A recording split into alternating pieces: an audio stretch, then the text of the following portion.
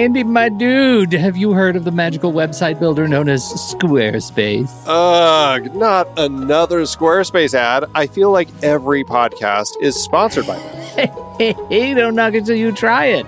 Yes, okay, it is overhyped, but actually it lives up to the hype. Squarespace is like a website fairy godmother. With a click of a button, your site transforms into a beautiful masterpiece. A website fairy godmother? That sounds interesting. What makes it so magical? Well, for starters, those slick templates make anyone look like a professional web designer. Pick one, customize the colors and fonts to match your brand, and voila. Plus, the drag and drop fluid engine is so easy, your grandma could build a site on Squarespace. Well, she did knit me a lovely scarf last Christmas. Maybe website design is next. Exactly. And when you're ready to sell your Nana's handmade scarves online, Squarespace has built-in e-commerce. Add a store with one click. Get flexible payment options. Then watch those sales roll in. And when she wants to teach others her steezy scarf skills, Squarespace's new courses feature is just the ticket. Nana can set up her curriculum and enrollments and payments in a snap and become the next e-knitting influencer. Oh, wow, you really sold me with the grandma angle. Sign me up for that free trial. Just go to thenextreel.com/Squarespace and transform your site into a beautiful Squarespace masterpiece. Well, thanks, Pete. Even though it's overhyped, Squarespace actually sounds perfect for Nana's site's needs. Appreciate the warning on the ads, though. I'll brace myself next time I listen to a podcast. Anytime. Let me know if you need any help getting that site up and running.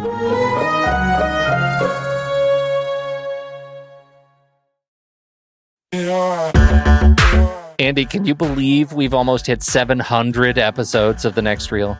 I know, it's crazy. And with all the other episodes in our family of podcasts, we are well over 1,200 episodes of movie conversation. It's really pretty amazing that we've gotten to have these in-depth movie chats every week for over a decade now. And we couldn't have done it without our loyal community of film fans. Their support over the years has meant so much. For sure. That reminds me, we should give the merch store a shout out. Buying shirts from thenextreel.com/merch is a great way listeners can continue to support the show. Plus, they get to sport our great designs.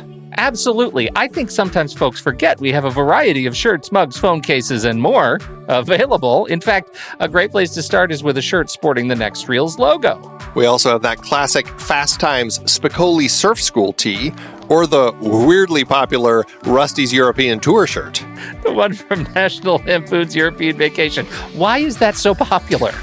Search me, but we have sold a ridiculous number of those. I guess there are a lot of Rustys taking trips to Europe? We're always adding new designs based on movies we've covered, like our brand new design for a streetcar named Desire, featuring a streetcar named Desire. So if you want to rep your love of TNR and films, head to thenextreel.com/merch. Every purchase helps us continue to have these weekly in-depth conversations. So visit thenextreel.com/merch today. And as always, thanks for listening and being a part of the Next Reel community. We've got lots more great movie chats coming your way.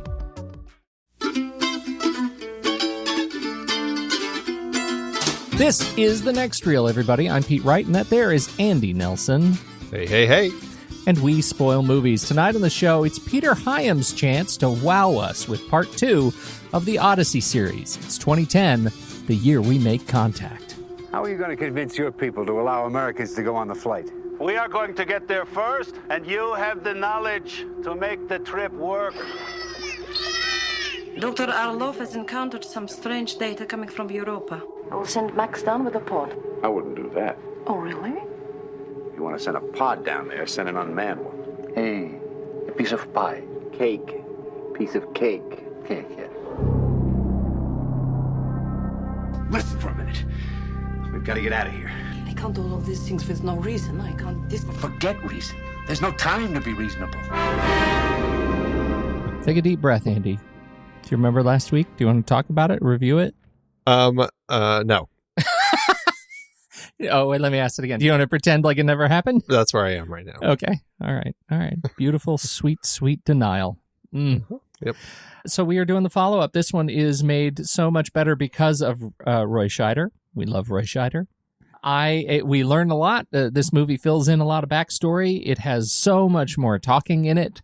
It's a much more sort of traditionally narrative film, and clips along at a nice pace. There are some great little bits of politics in it. We get a taste of the sweet nostalgia of the Cold War, and the USSR and the United States are space buddies in this movie. How did it hit you? Was it an admirable follow-up to your vaunted 2001? This actually, I had forgotten a lot of this movie, but this was a movie that I actually, I don't think I saw in theaters, but certainly one that I saw a lot when I was younger because we had HBO, my uncle had HBO. It was just something that was on, and I like the scenes involving walking through space, like when John Lithgow was freaking out and all of that sort of stuff. I was like, it was burned into my brain, and I'm like, oh, yes, familiar. Of course, these, yes, and I knew they were from it, but like watching it again, it just like totally hit me. I'm like, oh gosh, these have always stuck with me, those scenes. And then other weird things have always stuck with me, like the random swimming pool with dolphins in it. That has always stuck with me. Oh, totally. I love that part. And thing. I fashioned, like, for years after I saw this movie, when I would doodle my future house and in some cases my underground lair, it always had floors of water just filled with dolphins and sometimes sharks. Not together, and you would just walk on pathways. Like in the kitchen, there was a pathway or glass floors, and it was all dolphins. And then eventually it turned to trampolines, as things do. So, but enough about me. So, things like that, the birth of the new sun at the end, there were a lot of things that I remembered, and there were a lot of things that I didn't remember. Watching it again after quite a long time, I mean, it was probably the mid-'80s, several years after it came out that I was in that period where I was watching it a lot. I haven't seen it since then, and I had kind of forgotten it. Coming back to it now, fresh after 2001, I have to go back to, there was a David Letterman episode where he had Tom Hanks on it, and you know how I feel about Tom Hanks. I love Tom Hanks. Yeah, you're kind of a friend. And 2001 happens to be Tom Hanks' favorite film.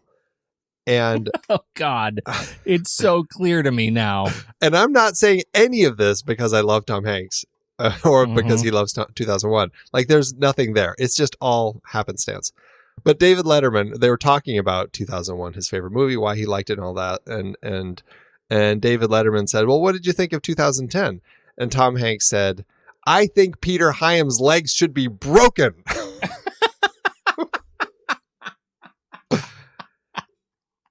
And I couldn't help but feel that way after watching it again. So that's kind of where I am with 2010. Serious? Oh, man, Andy. I'm sorry to hear you say that. Not because this is a great film, but I don't think Peter Hyams' legs need to be broken. I think that this film... That might be extreme. Do you think? I don't urge anybody to actually go break Peter Hyams' legs. I feel like, in our current political climate, leg breaking is not something you wish upon somebody lightly. Right, exactly. I feel like, we talked last week. I am much more of a Clarkian fan of the series than I am a Kubrickian fan. And so Kubrick's entry into the series doesn't define the whole series for me. And so in that way, when I approached 2010, even though it's not lockstep with the book, it channels much more the Clarke contribution to the narrative, right? The way the story moves, the way the action moves, the way the sort of the politics play out, it feels much more like the book. So to me, the adaptations... the adaptation of 2010 is weirdly, ironically maybe, given the fervor over 2001, a better adaptation than 2001 was from book to screen. And because I'm such a fan of the books, that holds a lot of water for me. Well, it's interesting because what that makes me think of is last week when you talked about the book and how you had asked if it had been kind of just a real straightforward sci-fi story, and it didn't necessarily have some of the more meditative qualities and stuff. If it would have perhaps been a stronger film or a better film, I can't remember exactly your verbiage, but you were just wondering, kind of comparatively, would that Sure. have what would that have done? And I said, it probably still would have been an enjoyable film, but I don't know if it would have held up over time as well as 2001 has. I feel like this film is more in line with that. It's just kind of a very kind of straightforward sci-fi story, and I end up finding it kind of flat and uninteresting, and it's unfortunate that it is paired up with 2001 in my eyes, because it makes it seem that much more diminutive when you put them side by side. I feel that 2001 actually is a solid adaptation of Clarke's work. I've read the book and I've seen the movie, and I feel like it's there. Yes, there are changes, but I don't think they're drastic ones that change the story that much.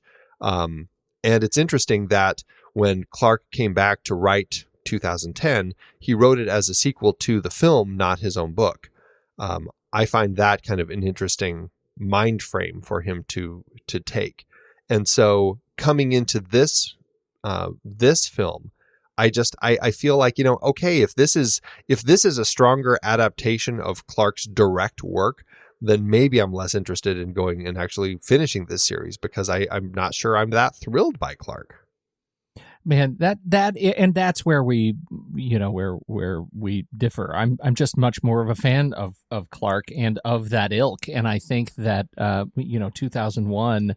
I think it's really interesting, your point about him writing essentially an adaptation of, or a sequel to the film, and not the movie. I've never seen it that way. It fills in a lot of holes that maybe he wouldn't have had to fill in had the second, had he had never intended on approaching the first book that way. But I'm not sure what the direct change was, but I'm guessing it obviously wasn't the Star Child showing up, destroying all of the missiles around the world and all that sort of stuff, kind of the end of the nuclear thing. That kind of change, I think, is what was probably the reference.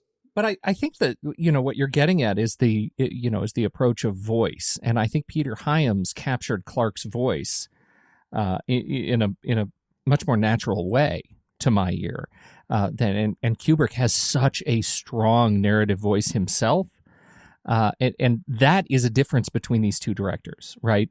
That very little of Clarke shines through Kubrick's work, and every ounce of Clarke shines through Hyams' work. And I think that is just, to your point about it being, a little bit more of a workaday production or adaptation. I think that's where we see it. It is the sort of lack of such an independent, strong vision from Hyams that allows the book to shine through. Yeah, maybe, but it doesn't help the film. The film just really suffers. I feel like it's kind of a not exciting vision, and I really was kind of surprised at the direction it took. And I don't know. I shouldn't say that. I do think it actually piqued my curiosity to see where it's going from here, more than it made me interested in this film itself. Like, now I'm like, oh, okay, so now what's this whole thing with Europa? Like, why is Europa all of a sudden hugely important to the aliens? So much so that they pretty much ban humans from going there at the end of this film. It was a kind of a very strange ending to me. I'm like, what's going on with Europa?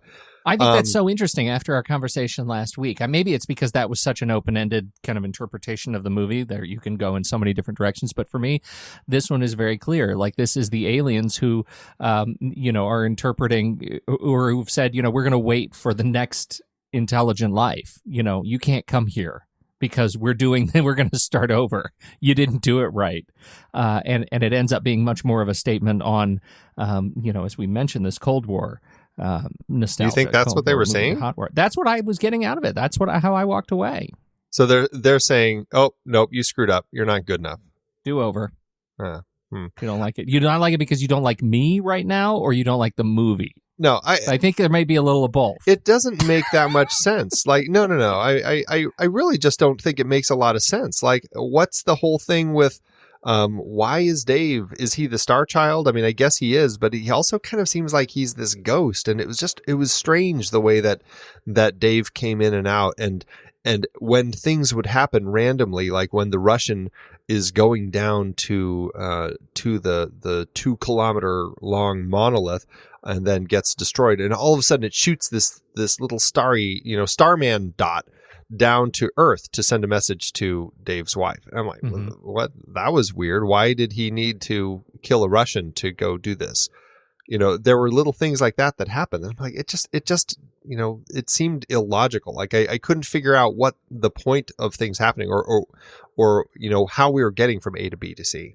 Yeah, and you know what? I don't disagree with that. I don't disagree with what you're with any of those points. That there were some issues there that are a little bit confusing, and because it's such a straightforward kind of narrative film, when those things are confusing, you have to question the narrative and not your interpretation of it, which is the gift of 2001. If you love 2001, you get to go in all kinds of crazy directions in your own mind because it gives you leaves the door open. This movie, when it's confusing, man, it's just confusing. Well, in 2001, I mean, despite having all those different things, the ways you can read it stuff, it still is fairly straightforward. We have a good sense of things and how they're happening.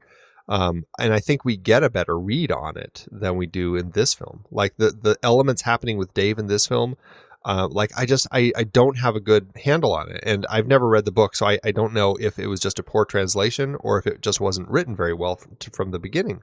But I feel like I get what's happening at the end of 2001. Yeah, I would agree to disagree with you there because I think the movie for viewers who are not students of it find it rather impenetrable, and so it's not easy. You really have to work at it. And this movie, it's easy and is unsatisfying in a lot of key ways. I don't know if it's easy. I just think it's confusing. I think it's poor construction. Okay. Like explain it to me. What's going on with Dave? Dave is generally the voice of the aliens, and they are making a judgment on humanity's relationship with itself. And if we're ever going to go anywhere beyond our own petty disputes, we're going to have to get over ourselves, and we're going to have to find peace, and we're not moving in that direction. Therefore, we're going to start someplace else. We're going to start cultivating intelligent life elsewhere. That the war between the Cold War, the anxieties that exist between the USSR and the United States are not moving humanity any closer to the intelligent life that the aliens have always been seeking, and so they're going to go cultivate it on another planet like they did on Earth at the beginning of 2001. That's always how I've seen 2010, and that the general theme sort of works for me. So at the end of it, Europa is essentially a primitive Earth, and soon we'll have monkeys that will touch the monolith and evolve. Yeah, because that's always been the intention of the alien species, right? Is to cultivate intelligent life and celebrate intelligent life. Right now, it's there for the amoebas swimming around. Yeah, it's just waiting, waiting. It's the sentinel, right? It's there to alert the aliens when intelligent life is ready. It's a struggle, and I think on top of that, the film is bogged down with some really tedious exposition. Coming both from Roy Scheider as he's sending messages to his family and explains in great detail what is happening so that the audience gets it. And then at the end as well, I just felt like, man, this exposition at the end was it was rough, kind of explaining all of the stuff about, I can't remember even, but just like the process of life taking place and whatever. It just, it felt like, let's explain this. And it hurt. How much do you think that the production of this movie, though, aimed to address some of the criticisms of the first? Like, is this a studio, coming back and saying, okay, if we're going to do this, we've got to do it in a way that doesn't cause a large percentage of our audience to feel baffled and a small percentage of our most vocal audience to stand up and walk out of the theater? I don't know. I mean, 18 years later to do the sequel. I don't know. Yeah. It's hard to gauge how much that was an effect or not. Yeah, maybe. I figure that's what this movie feels like to me. It feels like, back to this conversation of voice, it feels very much like this movie exists to address the criticisms of Kubrick's film. And because it doesn't feel like it's in the same universe, like in the 2001 cinematic universe. Right. Like it doesn't feel like it's in the same place. One of these movies doesn't belong in its own series, and depending on the time of day that who you are, it could be either one. It also feels like this movie is very much trying to capitalize on the style and tone, the visual style and tone of some other movies, and that in the same sort of 80s science fiction era, right? It doesn't feel like it strikes out on its own in any sort of particularly interesting visual, style. We've talked about Peter Hyams, I think, just with Outland before, and he's a director who's done a number of science fiction films, but also has dabbled in some other sorts of things like The Presidio and Running Scared and stuff. I feel like, honestly, I felt like he had a better handle on his kind of vision of the film in Outland than he did in 2010.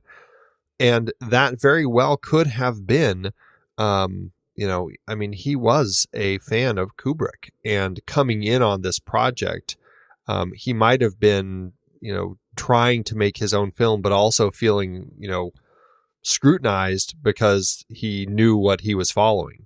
Maybe. I think that's probably true. I mean, just in terms of just addressing the humanity that goes into, people coming together making these things. But to this question of visual style, I think he felt much more just straight up original in Outland, and this feels reductive as by comparison. Yeah, it's a real shame. I know that when Clarke had written this, the book, which, I mean, he had waited a long time anyway. I mean, the novel came out in 1982, and Hyams had reached out to him and Kubrick to say he was interested in making a film of it and to get their blessing. And it sounds like they both did, but I mean, he said, "I had a long conversation with Stanley and told him what was going on. If it met with his approval, I would do the film, and if it didn't, I wouldn't. I certainly would not have thought of doing the film if I had not gotten the blessing of Kubrick. He's one of my idols, simply one of the greatest talents that's ever walked the earth. He more or less said, 'Sure, go do it. I don't care.'" And one, I think that speaks to Kubrick, and his apathy about things like this. But also, I think it speaks to Hyams' place coming into a project like this, where, like I said, he's following the footsteps of one of his own idols, and here he is trying to do his own thing, but still trying to kind of create something that feels very Kubrickian to a certain extent, and Clarkian.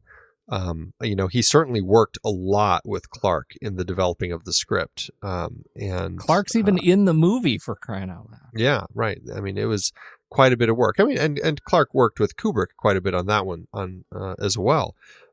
So I think Clarke was very much involved because he really wanted to see these brought to the screen in the best ways possible. But I mean, maybe you're right. There are going to be fans of this one, and there are going to be people who prefer the other one. Before we move on, Andy, I want to get your thoughts on this whole relationship between humanity and AI. Because we have this new character, Chandra, Dr. Chandra, and we see him initially working with Sal 9000, and later he goes with the crew to help rehabilitate HAL 9000 on the Discovery and find out what has happened. And so all wrapped up in this story of Dr. Chandra and these computers is this, question of trust between humanity and artificial intelligence. What is artificial intelligence? What kind of leeway do we have to give artificial intelligence to work with it more effectively and help it work for us? How did that particular storyline hit you? It's frustrating because I like the concept of this dance between the AI and what it can do and how it interacts when it gets possibly confusing messages from people. And I think that's actually pretty interesting. What I feel like it does is I feel like maybe to a certain extent it's diminishing some of the power that 2001 has with Hal as an antagonist. Something that I think, Star Wars fans complain about with the prequels, how they kind of diminish Darth Vader as this great villain, because all of a sudden now he's this troubled kid and all that sort of stuff. Yeah, and even more recently, how deeply do we need to go into the story of Han Solo? Do we really need to see the Kessel Run? Do we need to see, how he gets the Millennium Falcon? I mean, these are the questions. I think 2010 exemplifies exactly that point. Does it fill in too much that we didn't need? Yeah, and it kind of all of a sudden now makes Hal a good guy. It sets up this situation where they basically say, oh, well, Hal, the real problem wasn't Hal in the last film. It was Floyd, because Floyd created this situation within Hal where he gave him information but told him to keep it from the people or whatever the specifics were. And Hal couldn't kind of justify all of that. And so that's what led to it saying, well, then I have to kill these people to continue this mission. And now Chandra's kind of figured all that out. And so at the end of the film, they create this situation where they tell Hal the truth about everything. And Hal understands that I'm going to die because I'm doing this for you. And Hal does. And so now Hal is the greatest good guy. And I don't know. I really struggled with that transformation. I didn't need Hal to be the character that transformed in this film, Which is such an interesting, transformation, right? When we come off of 2001 and some of the most interesting analysis concludes that the most human character in that movie is Hal, the computer. Here we have Hal, the computer, the aforementioned most human character in the previous film, now becomes the character of transformation, and we don't like it. Transformation is a particularly human characteristic, so why shouldn't that be applied to this artificial intelligence that we've already established is a vessel of humanity? Absolutely. I generally, there are other film examples where there's a character who's a bad character in one film who might turn in the next film and become a good character. And I think it can be a great strength. It can make interesting twists, and it can play nicely with some of those. In this particular case, though, I don't know. Maybe it was because I just didn't feel like it was handled in a way where it really had any power. Like I didn't feel like it had the heft that it really would have needed to bring that forward. And as much as it pains me to say it, I feel like Roy Scheider was a weakness for this film. I love Roy Scheider. I think he is such a great actor in the 70s. And in this film, I felt like he did not carry the sense of Floyd Haywood that I had from the first film. And he seemed a little too gung-ho at times. And I don't know, it just didn't even seem like the same character. And it really frustrated me. And I felt like dealing with the situation as far as his issues with kind of creating this and everything with Hal and stuff, I just felt like that part of the story was frustratingly weak, and I just didn't think Roy Scheider was able to carry it forward in a way that worked for me. I admit I agree with you, and I feel like this film was kind of a turn for him. And it was kind of a tight turn, because the film he did immediately before this, I quite liked, which was Blue Thunder, right, 1983. And then this happened. And all I could think about after watching this movie and his performance in it is, wow, this really cemented his position as captain of the Sequest DSV. Like, it just kind of, you could see where things turned for Roy Scheider. And, coming off of such a strong series of films films through the 70s and early 80s, it was kind of sad to see. I still like him in this movie. I do, but I feel it. I feel that something is changing in the way he is approaching this part that doesn't do justice to what I loved so much about his role in Marathon Man. I mean, it's just not the same. It's not the same. Yeah, it's frustrating. What'd you think of Lithgow, who looks weirdly young in this movie? Because he was younger, Pete. I guess he was. I guess, we age. There is that thing. I generally like John Lithgow. I think he's great. I think he brought a nice sense to this. And, I love just the spacewalk. I just love all the stuff with him. It is frustrating for me, though, because I'm like, why are they bringing these people? Do they not do space training first before they send them up? Like, to at least give them a sense of things. And I know there was a rush. I know all of that sort of sense of just grabbing these people and stuff. But I felt like, oh, God, wasn't there somebody else who could handle these same elements, who might at least have had some sense of the space training? Because, my goodness, he is terrible. And I was really kind of struggling at times. Like, they're sending these people into space. And it's just, I don't know. Andy, it was rough for me. We started having this conversation with this movie. We have been having this conversation as film goers forever, and it's never going to end. It's whether it's John Lithgow and all his ilk and Bob Balaban, or it's Robert Duvall and Morgan Freeman and Bruce Willis. Like, they're going to be space cowboys who are not trained to go to space. Hey, they train those boys. You can't even say it with a straight face. There was a great training montage, Pete. You need a montage. I know that they got the training they needed. Oh, dear. Okay, Helen Mirren, Tanya Kubrick. She's a great Russian. She really has. She played a Russian off at any other point in her career? Because she was so good as a Russian. Know. I thought she was fantastic. She was actually, I think, the cast highlight for me in the film, because I just felt like she carried that role as this commander on the Russian ship, and I felt like there were some points where she did have to weigh her options. Do we do what the Americans say, or do we do what the people back on Earth say? It was interesting because as an American with some knowledge of history in this era, having lived through it, it was strange to watch this movie and like her so much that I found myself really rooting for the Soviets. I don't think that was their intention. I think this was much more of a teamwork movie, but I kind of hope they'd just leave them behind. Right.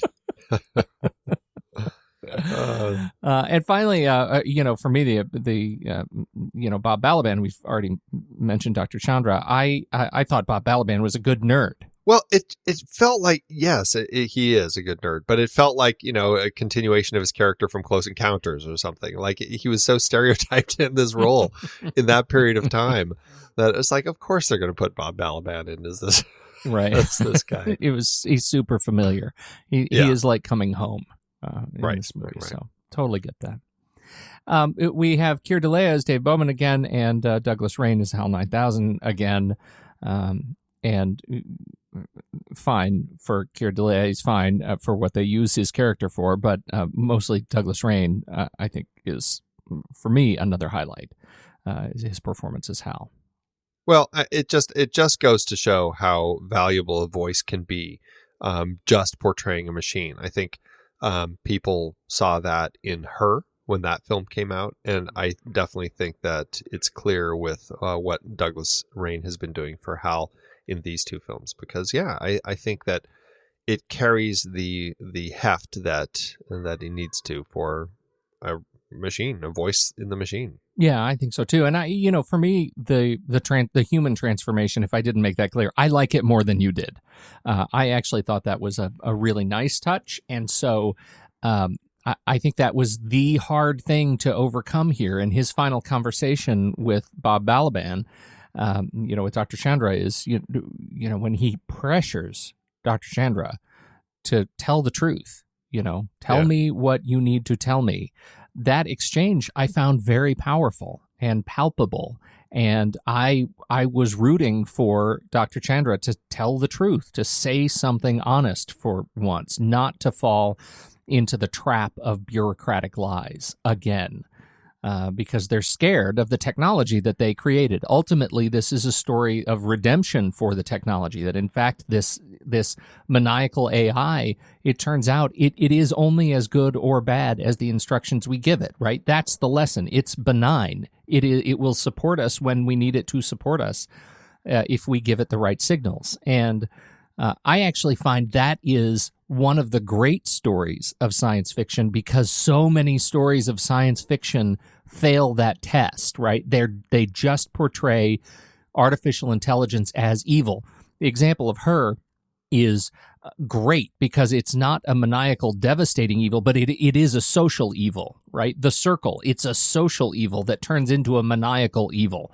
And so this is a movie where, at the end we get to see, in fact, we're going to celebrate humanity working with the technology in a way that is ultimately positive. And it is nice that message is there. I couldn't help but feeling that I wanted a stronger connection from Scheider for his part of all of that. Yeah, boy, he didn't get that at all. No. Partnering, I will say partnering, but not directly with Douglas Rain as Hal, is Candice Bergen as the Sal 9000. Did you know that? I had no idea. Because she's not credited as that in the film. No. Credited as Olga Malsnerd. I don't know. Is that some sort of a... what is Malsnerd? Can we rearrange the letters on that? Here you go. It's a combination of the surname of her husband, director Louis Malle. Oh, yeah. And that of Mortimer Snerd, one of her father, Edgar Bergen's famous puppet characters. Oh, how funny. Well done, Candace. That was great. I'm so excited that she is coming back as Murphy Brown. This was a great part for her. with like 3 lines. I mean, she didn't have a lot to do. She didn't have a lot to do, but I like her voice, and I like, again, that is another great conversation with Dr. Chandra and Sal 9000, that we have him starting to probe and ask the questions of this AI. Is it, what's going to stress you out?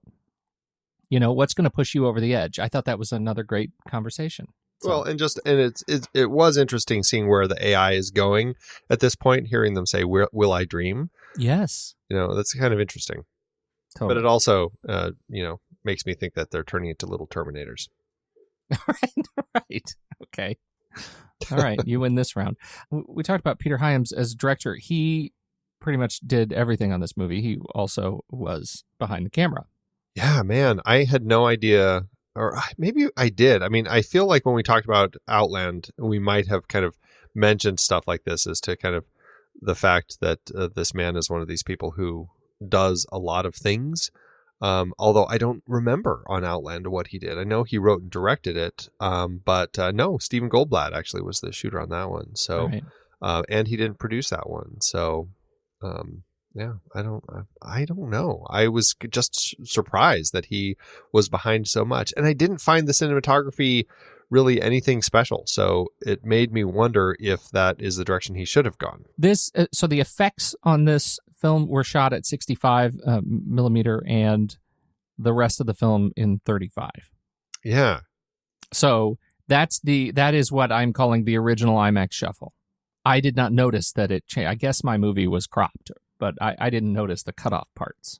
I didn't realize that this was a thing before I watched it on Amazon streaming, so I wasn't particularly paying attention to it. I mean, most of the effects shots were space, so I think if something was cut off on the sides, I might not have noticed just because it was so black anyway.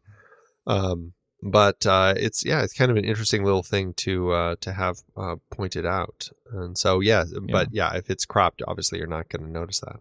I want to talk a little bit about Kubrick taking on the role of Hannibal in his March to the Sea. Kubrick burned everything down at the end of this movie, or at the end of 2001. He is notorious for his films of getting rid of things that he doesn't want people to use, that he came up with for his films. I believe that there is a story of a lens that he came up with for Barry Lyndon that they used to shoot the scenes by candlelight that could take that just such a small amount of light and still create the image. And after the film was done, got rid of those lenses. And same thing here. The model that I assume would be in the Smithsonian or something now, if or on display in some place, would be a gorgeous thing to look at. The enormous, I think it was a 50-foot model of the Discovery long, One. Yeah. He had that destroyed. He had all the designs destroyed. Like everything was gone. And so the model makers had to blow up frames from a 70 millimeter print of 2001 to look at the Discovery One so that they could create their own version of it. And I would say it's very effective. For me, this is an area where the film shows a lot of strength. I thought the effects, the models, the space stuff all looked really good and was very engaging. I agree. I think they did a great job with the effects. The only time that I really struggled with it was when the humans were interacting up close with the Discovery. I felt like the model seemed way too small. Like when they were on the different parts of it, I was like, gosh, it seems like that, like when they're on the bulb end of it where the the pods go in and stuff, the curve of the edge seemed way too tight for how it looked compared to them. Like if they were actually up on it like that, it felt like it should have been a much larger curve. And so I kind of struggled with some of that. But largely, I mean, Sid Mead, he came in to design some of the elements for the film. I've always found him fascinating in some of the projects that he's done. So everything here looked great. I like the design of the Leonov, the way that they did the effects to create Jupiter. It's like that early CGI really looked nice. And then a company, Digital Productions, they used some data from the Jet Propulsion Laboratory to create the turbulent atmosphere of Jupiter that was CGI there. And I guess this was what they say. It's one of the first instances of what the studio would later refer to as digital scene simulation, a concept they would take to the next level with The Last Starfighter, which also came out this year. It's very cool, but you also have to talk about how they did the lighting.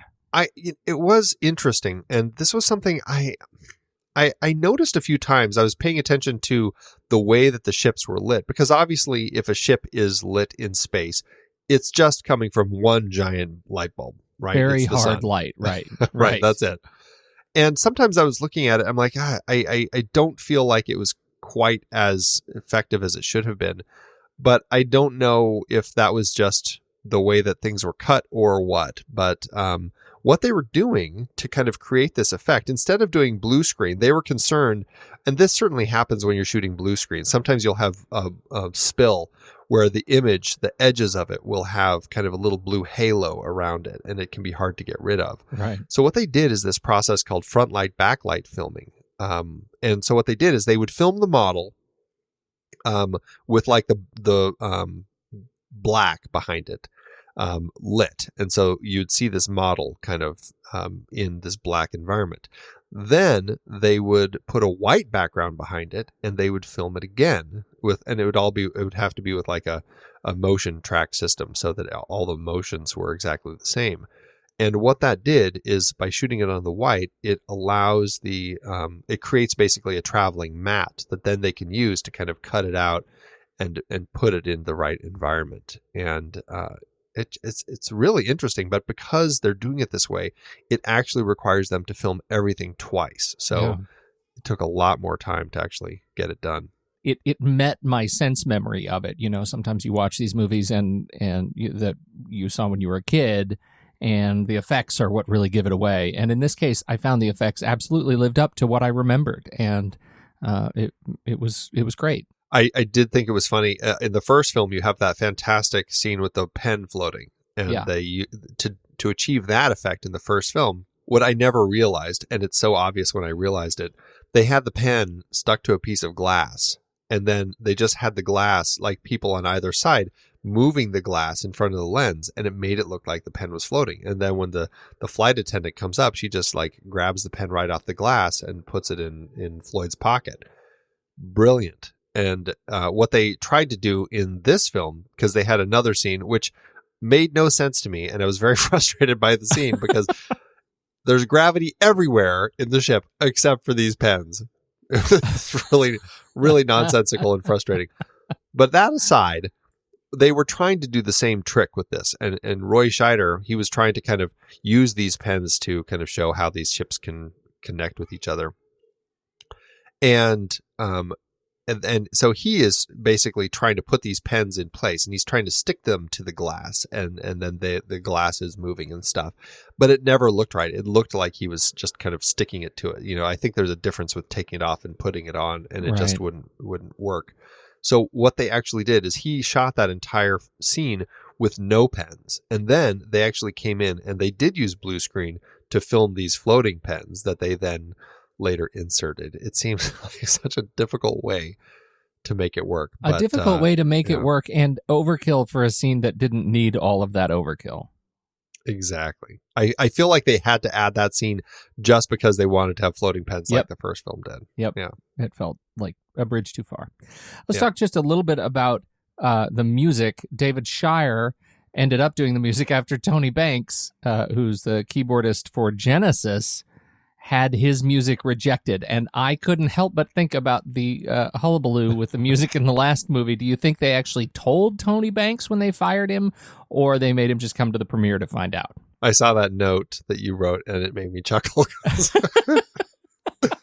It almost just seemed would have been perfect for Peter Hyams to do that. Right, right. Continuing in Kubrick's path. This is right. It's the walk of shame that you have to do after the premiere when you find out your work has been totally ignored. What did you think of the score? Music is obviously very important in these movies. What did you think of David Shire's work? It's really flat. I think that what we talked about last week is the way that Kubrick found these pieces. They ended up kind of creating this environment, and they fit without feeling like they had to be composed for it. Shire, he's a composer that I certainly like, but the film here, I like that he did the synthesizer music. It kind of has that futuristic feel, but it feels like it's kind of composed for the film, and it ends up just not doing anything for me. And it was so frustrating also, as a side point, to the editing and how the editor and perhaps the director treated the music. When they would cut toward the end of the film, when they were cutting back and forth between the monolith and the people and stuff, they would have the music for the monolith playing with the monolith. And then as soon as they cut, it's like they cut the music too. And so it's just like these hard cuts with this music. It was really difficult to deal with. It's like when the music crosses over too much into the world that you're watching. And in Solo, do you remember the action posters, the Join the Empire posters, where the Imperial March is playing in these animated posters? Like, are you telling me that John Williams wrote the music to the promotional posters in this movie? That's what it kind of felt like in 2000. For me, it felt like when Sir Lancelot in Monty Python and the Holy Grail is running toward the castle, and then you keep cutting to the guards, and there's this as he's running, and then it cuts to the guards looking, and it's just complete silence as they watch, and then it cuts back to him, and it's just like that cutting. Yeah, that's right. That's right. Okay. A much better film. Right. All right. How did it do? I hesitate to ask you to do this report on this movie, but how did it do at award season? Like the first one, I mean, this is one of those films that does get recognized for certain categories. It did have one win and 8 other nominations. At the Oscars, it was nominated for 5 awards, didn't win any. It was nominated for art direction, set decoration, costume design, sound, and makeup. Those all lost to Amadeus. And then it was also nominated for best visual effects, but it lost to Indiana Jones and the Temple of Doom, one of our favorites that we've talked about on the show. Over at the Saturn Awards, the Academy of Sci-Fi, Fantasy, and Horror, it was nominated for best science fiction film, but lost to The Terminator, best costumes, but lost to Dune, and best special effects, but lost to Gremlins. I did have to wonder. I mean, Gremlins is fantastic, but I was like, I'm surprised that Gremlins beat out The Terminator. But not surprised about any of those others. No, I'm not really surprised. Yeah. And then at the Hugo Awards, this is where it won. It won for best dramatic presentation. It beat out Dune, Ghostbusters, Star Trek III: The Search for Spock, and The Last Starfighter. You know, Star Trek III: The Search for Spock is the movie that I kept thinking about in the third act. That it just feels so much like we're getting the same, that sort of Genesis planet vibe. Right. Europa. So anyway. Yeah. How about, what did the budget look like for this one? Peter Hyams' sequel cost $28 million to make, which is $64.9 million in today's dollars, cheaper than the original by about $8 million when comparing the two. The movie opened December 7th, 1984, opposite Clint Eastwood's City Heat and the box office juggernaut Beverly Hills Cop, which we've talked about on the show. And we know how that did at the box office. That one did top the box office and left this one in the number 2 spot, a position that it never beat. The movie went on to make $41 million domestically. I couldn't find anything about the international figures for this one, so I just have to go off the domestic. That gives the movie a gross in today's dollars of $95 million and an adjusted profit per finished minute of $260,000. It is a huge drop profit-wise for this belated sequel, but it might have done better if I could have just found some international figures. All right, fair enough. I think it's time, Andy, for us to rank it. Let's do it. Head over to flickchart.com/thenextreel. You'll see all the movies we've talked about. You could go over to Andy's chart and see where it ended up on his, or mine, and scroll a long way and see where it ended up on mine for its predecessor, 2001. Or we could just see, I think this may be a movie where we meet below the middle. I guess we'll see. First up, 2010 or Fat City. Fat City, definitely for me. Fat City. 2010 or Atlantic City. Jeez. The City films. The City films. Atlantic City for me. And we've got a Candice Bergen. I'll say Atlantic City as well. Yeah, okay. All right. 2010 or Giant. 2010. I'm going to say Giant. Here we go. 1, 2, 3. Paper. Scissors. All right. A principled loss. 2010 or Marty. Oh, 2010. 2010. All right, here we go. All right, here we go. 1, 2, 3. Rock. Scissors. Paper. Thank God. Oof. No, Pete. Oh, yeah. You're no, wrong. Andy. No, Andy. 2010 or The Dead Zone. Oh, definitely The Dead Zone. Dead Zone. 2010 or The Danish Girl. Oh, I'm Danish Girl. Yeah, Danish Girl. 2010 or Outbreak. Ooh. Vicious Little Monkeys. Helicopter. That stupid helicopter. Oh, God. I'm 2010. I'm still going Outbreak. Are you serious? It's awfully fun still. Goodness. All right, here we go. 1, 2, 3. Scissors. Scissors. Scissors. You. 2010 or The Hound of the Baskervilles. 2010. Gosh, that hasn't popped up in ages. Yes. Definitely Baskervilles. 2010. 1, 2, 3. Paper. Scissors. All right. 2010 or Indiana Jones and the Kingdom of the Crystal Skull. Okay. I would watch Indiana Jones first. I would too. Well, that puts 2010 at 341 on our chart. Out of 363. Okay. Pretty low. Here's the thing. I just have to see where 2001 is again. Yeah. So I challenged a lot of those, but I have to tell you, I didn't feel very strongly about any of them except Marty. So I really didn't feel that great terribly about any of those. Where did this end up on your personal list? My personal chart, this actually went pretty low. It landed at 3702 out of 4006, which is about 8%. Okay. All right. Well, this ended up at 462 out of 1028 on mine. That's about 55%. So it's a middling film for me. I still enjoyed watching it. Brace yourself. More than 2001, which I found painful. And what I've learned here, that my grand observation is, as it turns out, I don't like the 2001 movies. I don't like them very much. And I have, like, my feeling about this movie I fully went into this movie expecting it to be a 5-star film. I thought this is going to be the grand catharsis where I get to tell the truth about my feeling of the 2001 films, that I am one of the people who hates 2001 and I love 2010. And it turns out I don't really feel very strongly about 2010 at all. And I probably won't watch it, for the indefinite future. So there you go. It says, according to the algorithm, I should rank this as a 3-star. I'm not going to do that. That feels too gracious to me. It's going to be a 2-star. And I'm probably not going to give it a heart. Yeah, it would be a tough one to give a heart to for me as well. 2 from you, 1 from me. I remembered enjoying this more in my youth. And I think it was just because it was kind of a space film. Because of dolphins in the stupid floor. Dolphins in the swimming pool, man. Dolphins in the pool. That's what I wanted.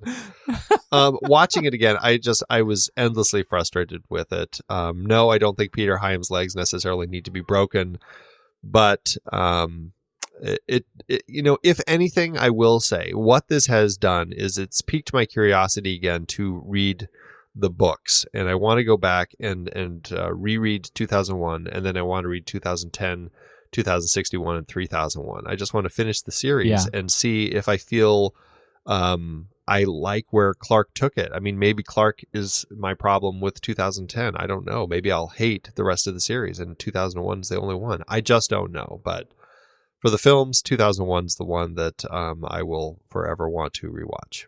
I am really glad that we did this series, and I hope it was at least something of an interesting conversation, even if it only gives one other person just like me the opportunity to say, yeah, I didn't like 2001 either. Let my life serve as a warning to others. You don't have to sit through it again if you really don't like it. It's okay. There it is. There you go. I will say I can breathe at least slightly easier because 2001 is higher than 2010 on our chart.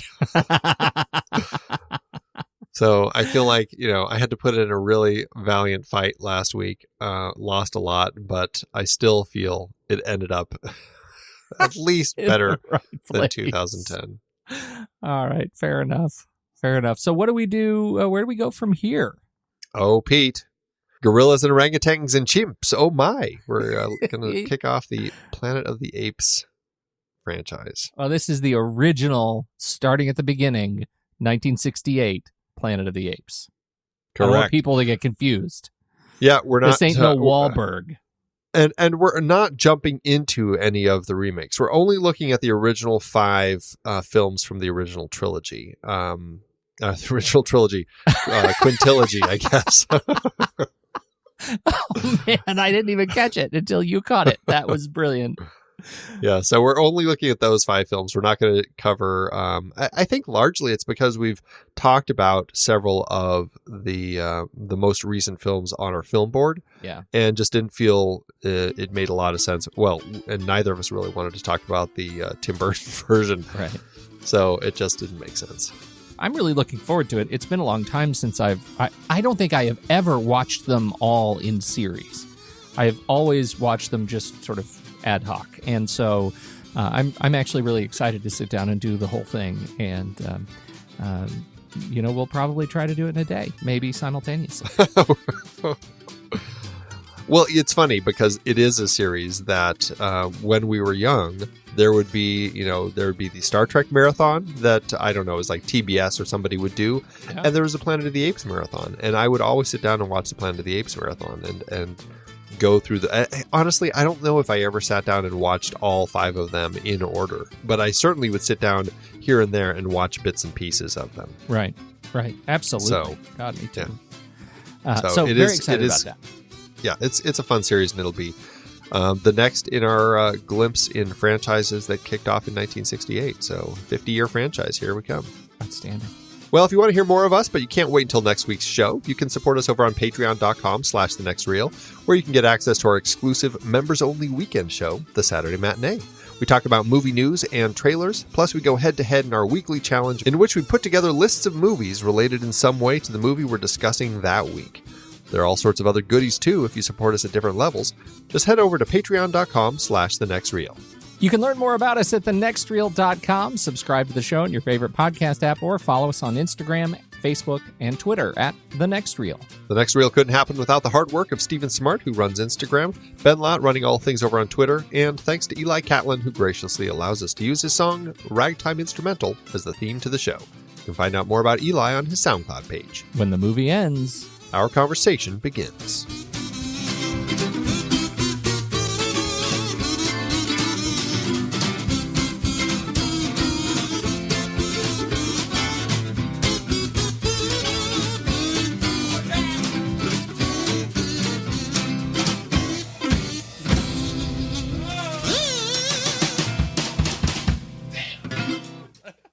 Amazon giveth, Andy.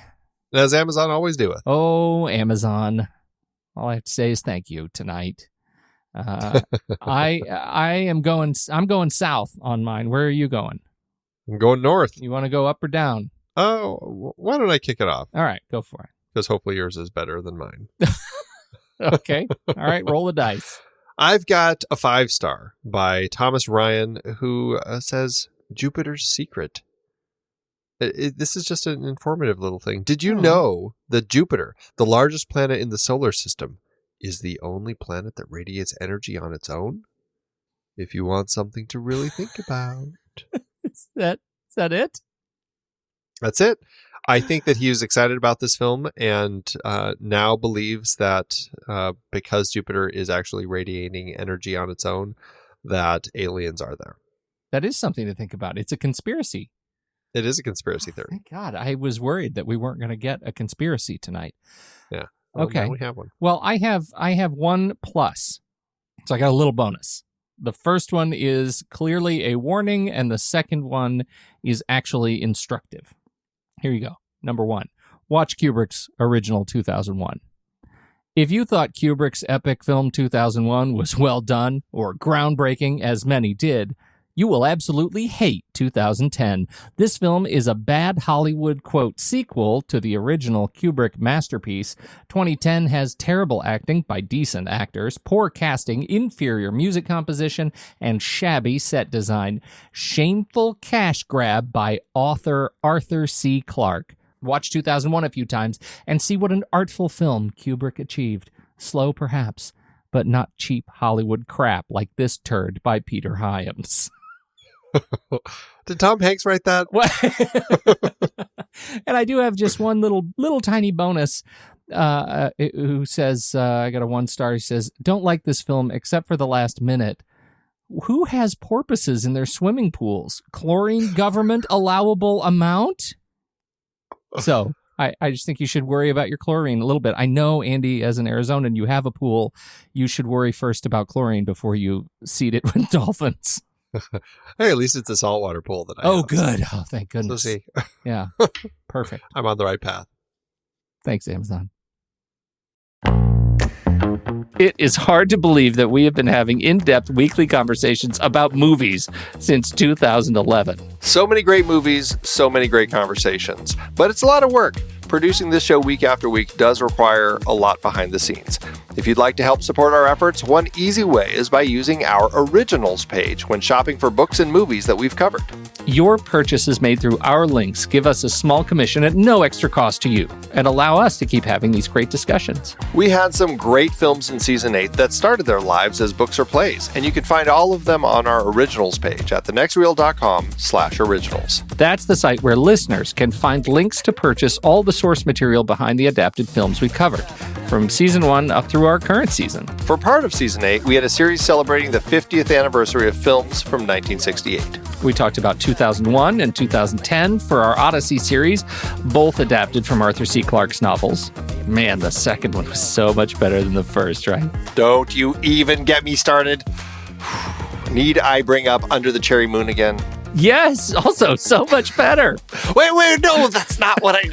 Planet of the Apes kicked off its series based on the novel by Pierre Boulet. We covered Danger Diabolic and The Detective, adapted from novels for our 1968 crime films. Wait, wasn't that The Detective the prequel to Die Hard? They were both written by Roderick Thorpe, and yes, it's the same character in the books. I can't believe they even asked Sinatra if he'd be in Die Hard. That would have been weird. Once Upon a Time in America was part of our Leone Once Upon a Time trilogy, adapted from Harry Gray's novel. And we looked at 1968 Best Picture nominees The Lion in Winter, Rachel, Romeo and Juliet, and Oliver! We also had an Ingrid Bergman series with adaptations like Spellbound, For Whom the Bell Tolls, Murder on the Orient Express, and Gaslight. We haven't talked about Gaslight. Stop gaslighting me! Dive deeper into these books and more adapted films at thenextreel.com/originals. Every purchase supports the podcast. Get the full list of adaptations that we've covered on all the Next Reel family of podcasts and start your next read today at thenextreel.com/originals.